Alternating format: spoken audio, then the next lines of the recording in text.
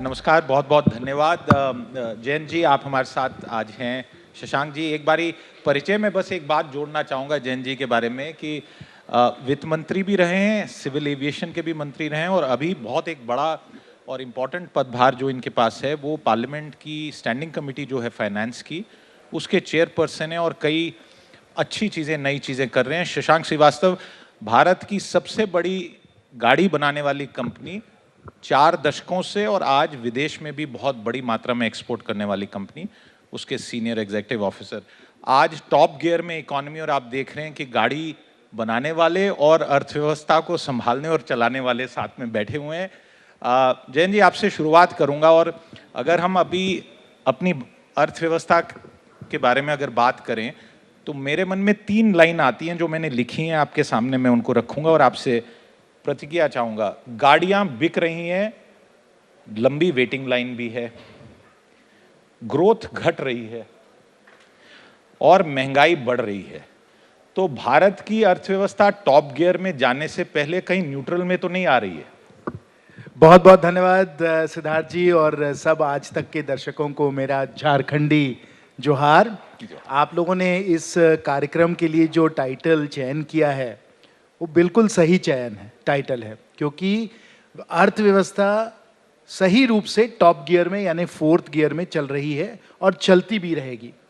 विश्व में अगर आप देखें तो आपको नज़र आएगा कि और सब जो मेजर इकोनॉमीज़ हैं, जो बड़े बड़े देश हैं, उनकी अर्थव्यवस्था इस समय डामाडोल है। चाहे वो चीन की अर्थव्यवस्था हो, अमेरिका की हो, यूरोप की हो, सब जगह अगर आप देखेंगे तो आपको नज़र आएगा कि एक तो उत्पादन का दर यानी जीडीपी ग्रोथ रेट जो है वो कम होते चले जा रहा है, और महंगाई जो है अभी भी चरम सीमा पे है, 7%, 8%, 9%। इसके मुकाबले में अगर हम भारत को देखें तो आज भारत एक चमकता हुआ सितारा है, जहां महंगाई कम होती चली जा रही है, 6% से कम होती चली जा रही है, और जीडीपी का जो ग्रोथ रेट है वो 6.5-7% से बढ़ता चला जा रहा है। और इसलिए आज विश्व में और सब जब 2nd गियर में है, 3rd गियर में है, हम 4th गियर में, हम टॉप गियर में हैं।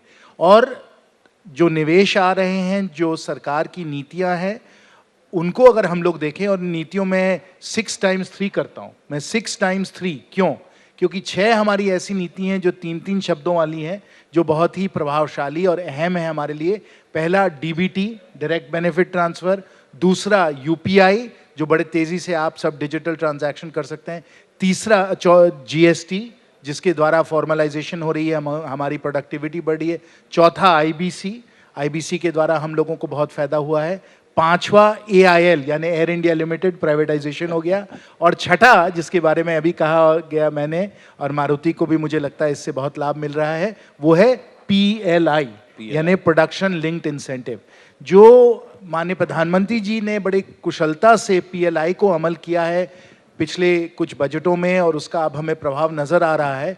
वो यह है कि अगर आप फैक्ट्री भारत में अगर आप लगाइएगा तो उस फैक्ट्री के लिए आपको जो सब्सिडी और इंसेंटिव्स जो मिलेंगे, उस पर आप बड़े पैमाने पे फैक्ट्री का प्रोडक्शन आप बढ़ा पाएंगे। और जब प्रोडक्शन बढ़ेगा तो हमारा रोजगार भी बढ़ता है, और रोजगार जब बढ़ता है तो हम लोगों का एक्सपोर्ट भी अच्छा होता है, और इससे हमारी अर्थव्यवस्था बड़ी तेज़ी से बढ़ती है। तो ये सब जो मैंने कहा 6x3 को आप ले लें, ये जो हमारी नीतियाँ हैं, इसके कारण अर्थव्यवस्था इस समय बड़ी तेज़ी से बढ़ रही है, एक्सेलरेट कर रही है और टॉप गियर पे है। टॉप गियर में है। मैं इसमें 3 आपने अक्षर वाले 6 बताए, मैं 7वां जोड़ना चाहूँगा, वो 4 अक्षर वाला है और उसे नमो कहते हैं, पर आपसे उस पर फिर से बात करूँगा। शशांक जी, एक बात बताइए हमारे दर्शकों को। पिछले कुछ समय में गाड़ियों की अवेलेबिलिटी में देरी हुई, पर एक नया कीर्तिमान आपकी कंपनी ने शायद आज स्थापित किया है, जो मुझे जानकारी मिली। दिल्ली से मुंबई, और हमारे दर्शकों को जान के शायद ये आश्चर्य होगा, 1 लीटर पेट्रोल में गाड़ी महंगी है 1400 किलोमीटर। तो ये कीर्तिमान कैसे हुआ? जापानी टेक्नोलॉजी और भारतीय बुद्धि? जी, आपने बिल्कुल सही फरमाया कि ये एक हाइब्रिड गाड़ी है, स्ट्रॉन्ग हाइब्रिड ग्रैंड विटारा। एक टैंक फुल में, 1 लीटर में नहीं, एक टैंक फुल में यहाँ से मुंबई गाड़ी actually it did about 1400 kilometre plus, almost 1600 मतलब किलोमीटर। 60 लीटर में 60 लीटर की टैंक लगभग होगी। जी 60 से कम है इसमें, अच्छा। 48 या 49 लीटर की टंकी है। तो it has that's the type of fuel efficiency. और ये ज़रूरी भी है, जो हमारे नॉर्म्स हैं आज के दिन में एमिशन के, उसको मीट करने के लिए जो कैफ़े के नॉर्म्स हमारे इंडस्ट्री में आ रहे हैं, तो उसको मीट करने के लिए भी ये ज़रूरी है कि फ्यूल एफिशिएंसी बढ़े गाड़ियों की, और यही आपने इस गाड़ी में देखा ग्रैंड विटारा में। और जहाँ तक इंडस्ट्री का सवाल है, और मैं पूरी तरह से एग्री करता हूँ जयंत जी से जब उन्होंने बोला ये टॉप गियर में है, क्योंकि इस साल की ये इम्कान है कि इंडस्ट्री का जो टोटल सेल है वो लगभग 38 लाख में पैसेंजर व्हीकल्स की बात कर रहा हूँ, 38,50,000 के करीब होगा, जो अभी तक की ये जो तारीख है हिंदुस्तान की उसमें सबसे ज़्यादा है। इससे पहले 2018 में था।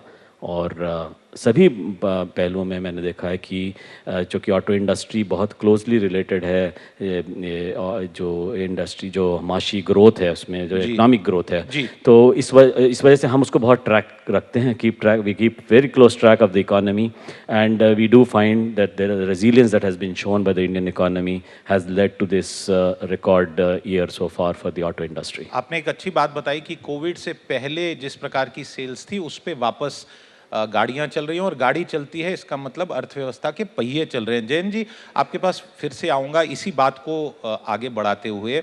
गाड़ियां बिक रही हैं, दूसरी तरफ मोटरसाइकिल की बिक्री में थोड़ी कमी आ रही है ग्रामीण भारत में।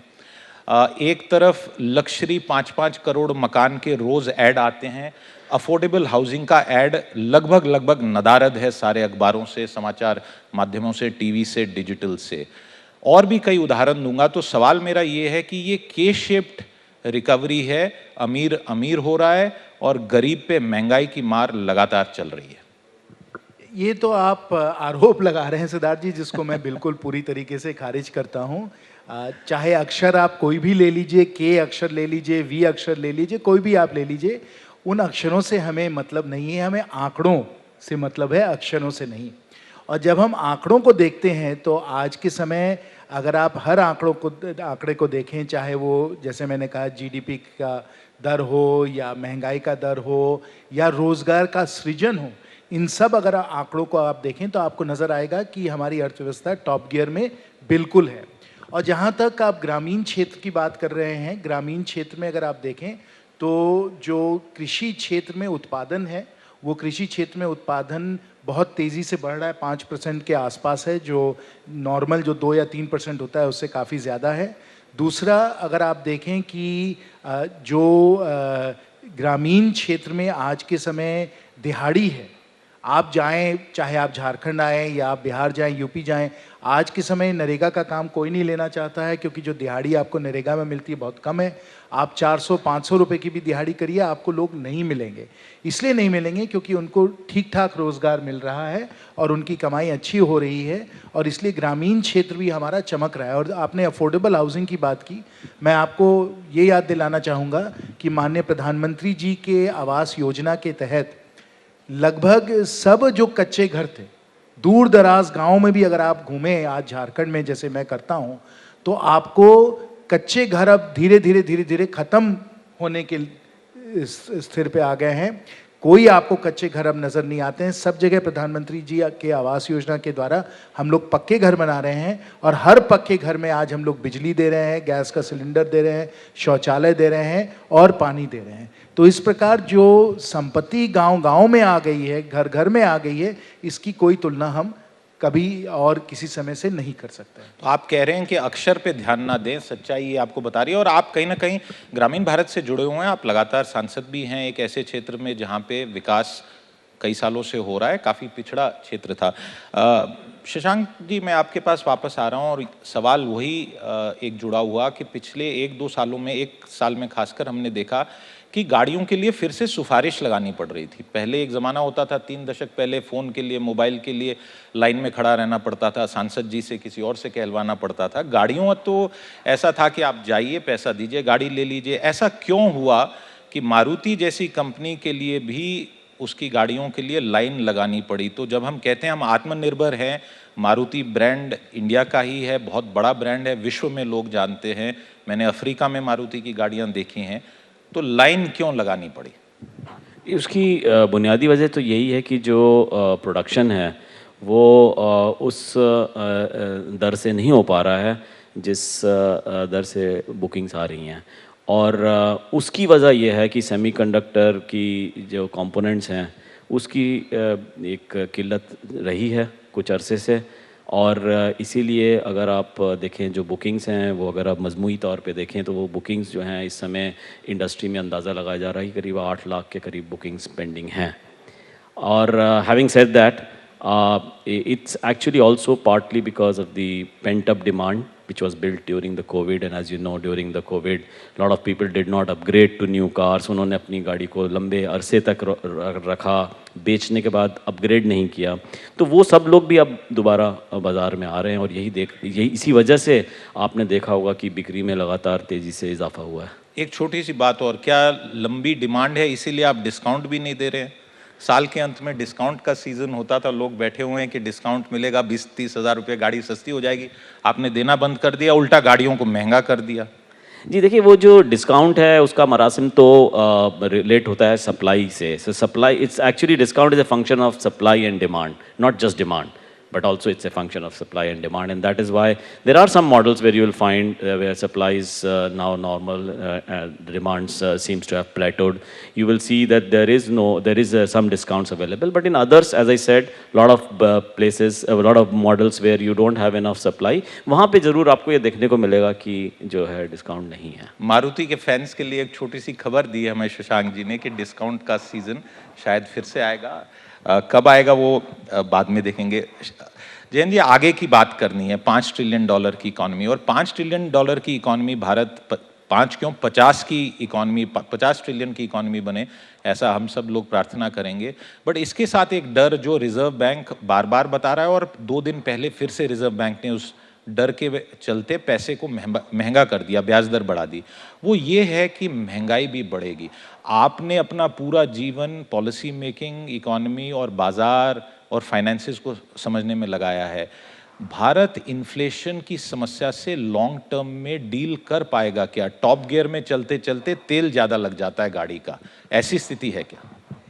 भारत में हरदम महंगाई का दर 4-5-6% रहा है, और इसलिए रहा है क्योंकि हम लोगों का उत्पादन भी तेजी से बढ़ता रहा है। जब मैं आपकी बात काट रहा हूँ, क्षमा करिएगा, 3% था 2019 में, तो 4 से भी कम। हाँ, वो देखिए कुछ कुछ ऐसे वर्ष होते हैं जब थोड़ा कम हो जाता है, लेकिन अधिकांश अगर आप देखेंगे तो महंगाई का दर भारत में 4 से 6% के आसपास रहा है, और इसलिए रहा है क्योंकि हम लोग बड़े तेज़ी से बढ़ भी रहे हैं। जैसे अभी शशांक जी ने आपको बताया कि डिमांड सप्लाई का मामला होता है, जब आप किसी भी चीज़ की वस्तु की आप कीमत देखें तो वो कीमत डिमांड पे और सप्लाई पे निर्भर है, और हम लोगों के यहाँ क्योंकि डिमांड बड़े तेज़ी से बढ़ता रहता है, सप्लाई को कैचअप करने में, सप्लाई को पूरी तरीके से तैयार करने में थोड़ी देरी लग जाती है, इसलिए कभी कभी किल्लत आ जाती है, चीज़ें कम पड़ जाती हैं, और इसलिए थोड़ी महंगाई का दर बढ़ जाता है। क्यों आप तेज़ी से जब बढ़िएगा तो सप्लाई भी उतने तेज़ी से बढ़ाना, क्योंकि बड़े सारे बॉटलनेक्स हो जाते हैं। जैसे अभी गाड़ियों का डिमांड बहुत ज़बरदस्त है, लेकिन सेमीकंडक्टर्स नहीं मिल रहे हैं,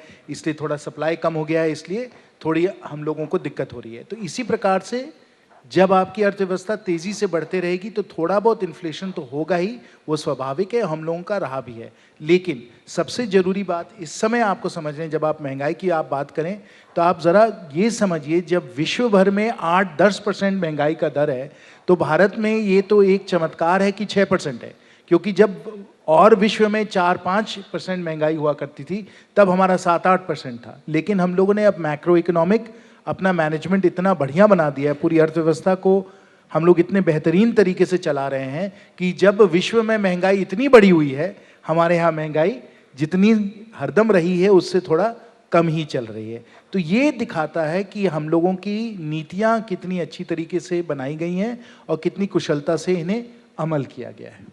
शशांक जी, आपके पास आता हूँ, और एक हमारे दर्शकों के साथ आप अगर ये शेयर कर पाएँ कि भारत कैसे बदल रहा है। हम लोग कहते रहते हैं देश बदल रहा है, और सच्चाई है बहुत मायनों में अच्छे तरीके से बदल रहा है। एक बदलाव हमने देखा कि आपकी पहली गाड़ी अगर आज मार्केट में दिखे, सड़क पे दिखे, तो उस पे 1000 सवाल उठाएंगे लोग। एक कहेंगे सेफ्टी नहीं, सीट बेल्ट नहीं, एयर बैग नहीं, फलान नहीं, हॉर्न भी थोड़ी हल्की है, लाइट तेज़ नहीं है।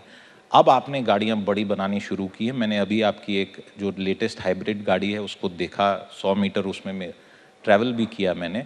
तो भारत बदल रहा है और हमारे कंज्यूमर की मानसिकता और खर्चने की एबिलिटी भी बदल रही है।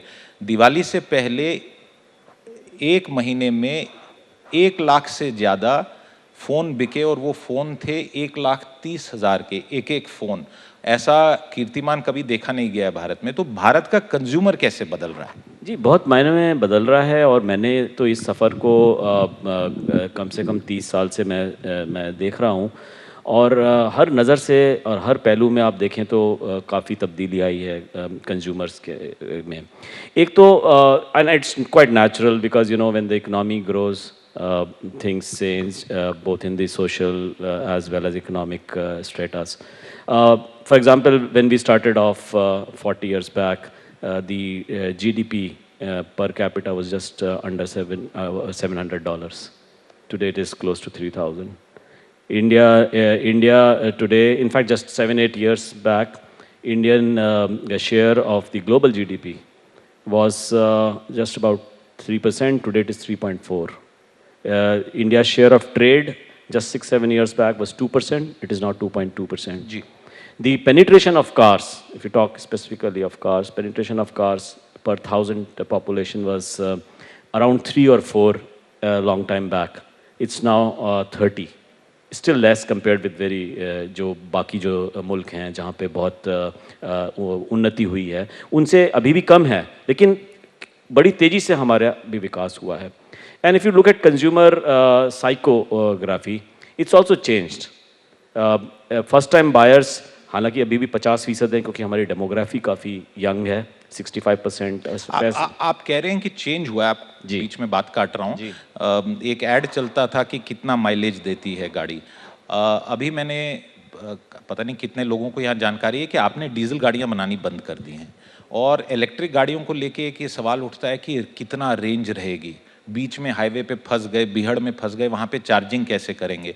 और मुझे भी ये जानकारी पाके आश्चर्य हुआ कि हाइब्रिड गाड़ी है, उसमें बिजली का कोई मतलब नहीं है, जितना चलाओगे उतना चार्ज होगी। इसकी थोड़ी तकनीक और इसकी रेलेवेंस समझाइए। जी देखिए, ये इलेक्ट्रिक व्हीकल्स की जहाँ तक आपका ताल्लुक़ है, जहाँ उसके हवाले से मैं तो यही बताना चाहूँगा कि अगर टेल पाइप एमिशन देखें तो वो बहुत कम है और यही वजह है कि पूरे इंडस्ट्री में एक तरह से कंसेंसस है कि आगे आने वाले दिनों में EVs will become main stream. But what is not in consensus is when they will become main stream. और उसकी बुनियादी जो वजह है वो दो हैं. एक तो जो कीमतें बैटरी की उम्मीद कर रहे थे जिस कदर गिरेंगी उस तरह से गिरी नहीं है. लिहाजा जो कॉस्ट ऑफ एक्विजिशन है EVs का बड़ा हाई है और एक रेंज एंग्जाइटी है जिसका आपने अभी मेंशन किया, वो ये कि एक चार्ज के ऊपर कितना चलेगी. बट हाइब्रिड वो टेक्नोलॉजी है जहाँ पे आपको रेंज एंग्जाइटी नहीं है क्योंकि जैसे आप गाड़ी चला रहे हो चार्ज हो रही है. यू नो, एक तो ये है. दूसरा आपको देखना पड़ेगा कि आगे आने वाले वक्त में कॉस्ट ऑफ एक्विजिशन कैसे कम करना है और उससे हमें ये लगता है कि लोकलाइजेशन जहाँ करेंगे, ये बिल्कुल सही बात, तब हम उस प्राइस को कम कर सकेंगे. और यही वजह से नहीं, बिल्कुल सिद्धार्थ जी, मैं एक बात जोड़ना चाहूँगा. आपने मारुति की कहानी की बात की.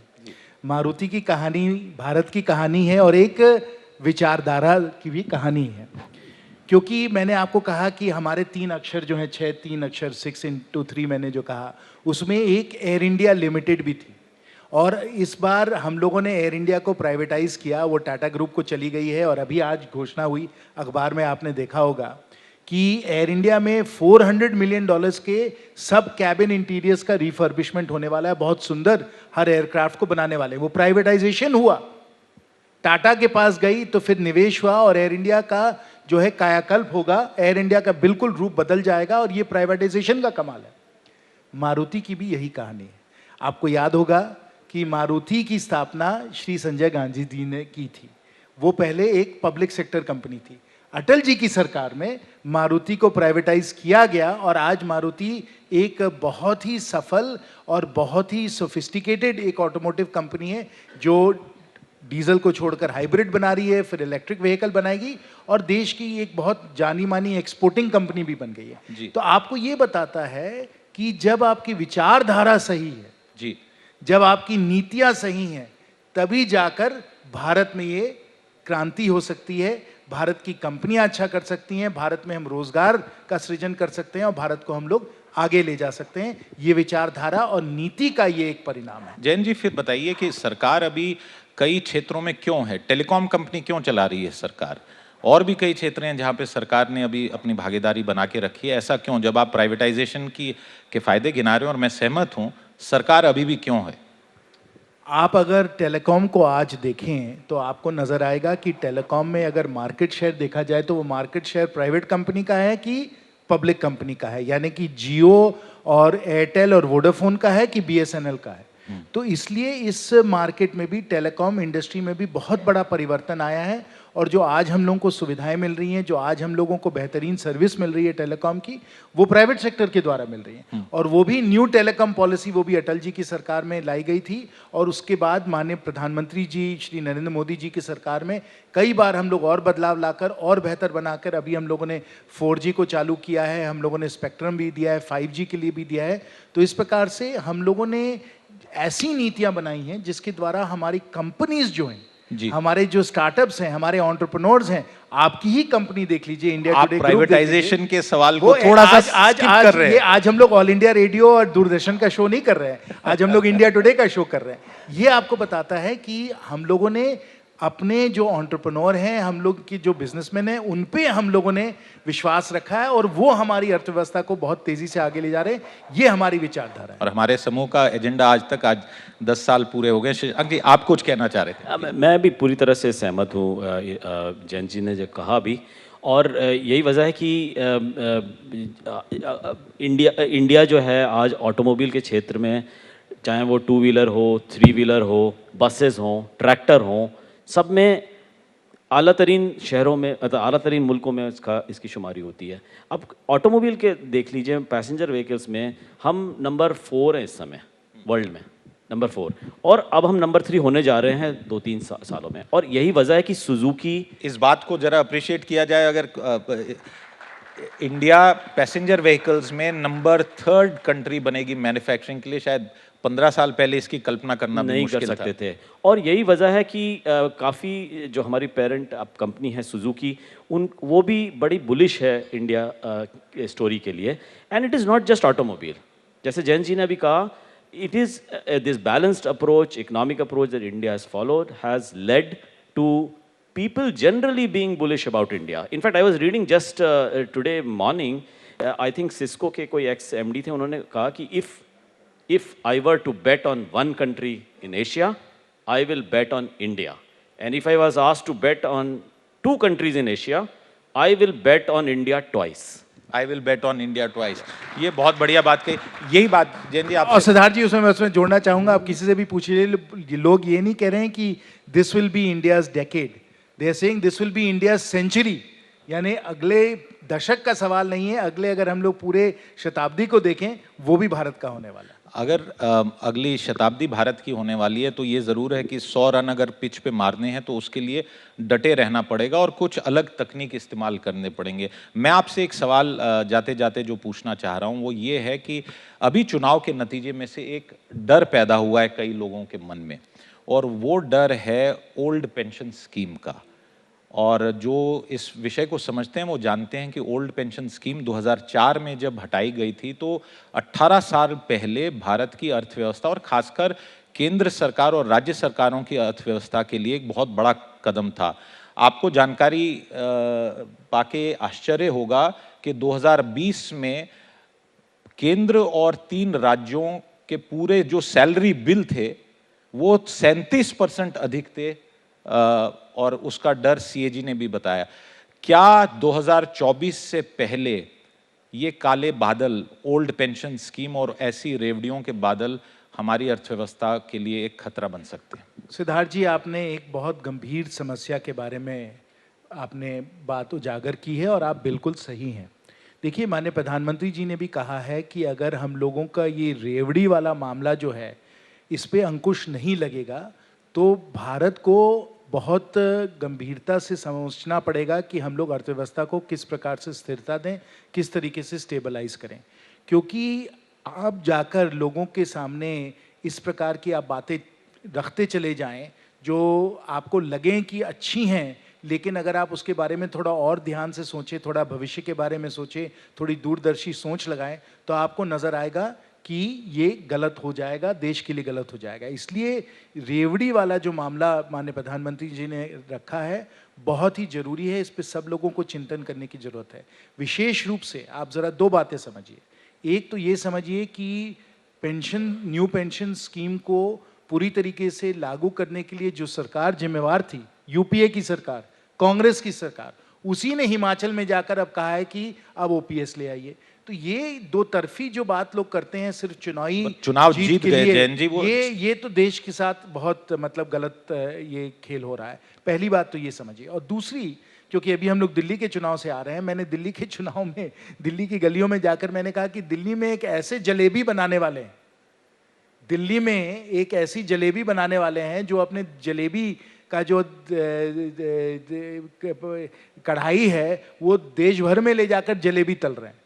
अब ऐसे तो काम नहीं चलेगा ना, आप बस जलेबी जलेबी खिलाते रहिएगा तो लोग बीमार हो जाएंगे, उनको डायबिटीज हो जाएगा।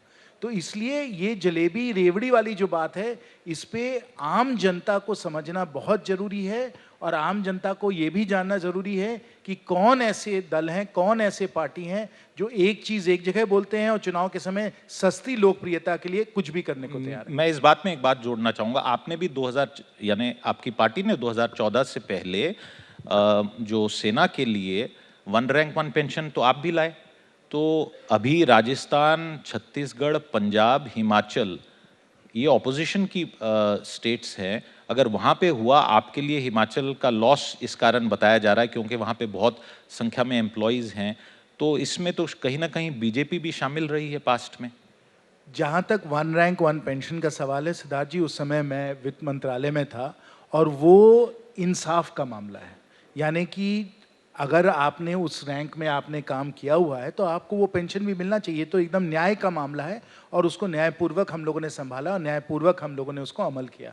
लेकिन जहाँ एनपीएस और ओपीएस का मामला है, वो न्याय का मामला नहीं है, वो सस्ती लोकप्रियता का मामला है। और वो जो काम हो रहा है वो गैर जिम्मेवारी वाला काम है, क्योंकि कुछ ही दिनों में वो जो राज्य हैं जो इस प्रकार से सस्ती लोकप्रियता के लिए ये सब वचन दे रहे हैं, उनको बहुत कठिनाइयां होनी पड़ेंगी। वित्तीय जो परिस्थितियां हैं वो बिगड़ती चली जाएंगी और वहाँ तो राज्य में दिक्कत होगी ही होगी, लेकिन हम लोगों को केंद्र में भी दिक्कत होगी, क्योंकि किसी राज्य को तो हम लोग इस तरीके से एकदम मतलब फेल होने तो हम लोग देंगे नहीं।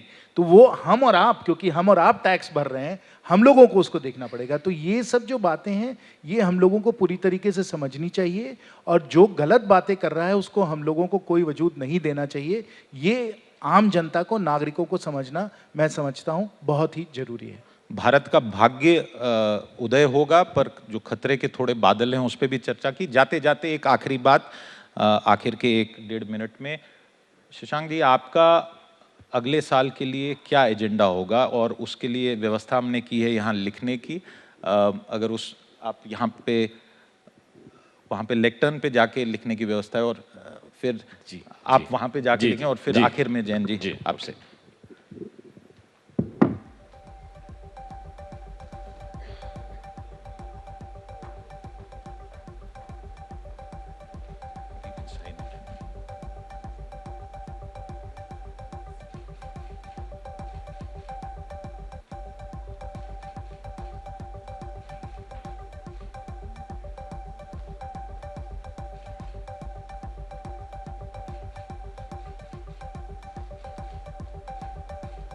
Be good, work hard, make India shine. That's a good one. Jain ji.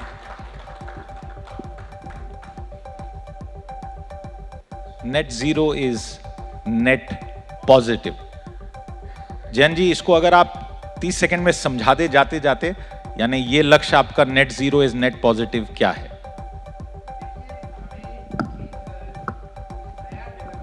हमें अगर आगे बढ़ना है तो हमें एक इस तरीके से आगे बढ़ना है जो सस्टेनेबल है, जो हरियाली की ओर बढ़ रहा है, और उसको अगर हम लोग नेट ज़ीरो वाली जो डेवलपमेंट ट्रेजेक्ट्री है उस पर अगर हम लोग जाएं तो उसमें भारत को भी बहुत लाभ मिलेगा और विश्व को भी बहुत लाभ मिलेगा। इसलिए मेरा हेडलाइन है net zero is net positive.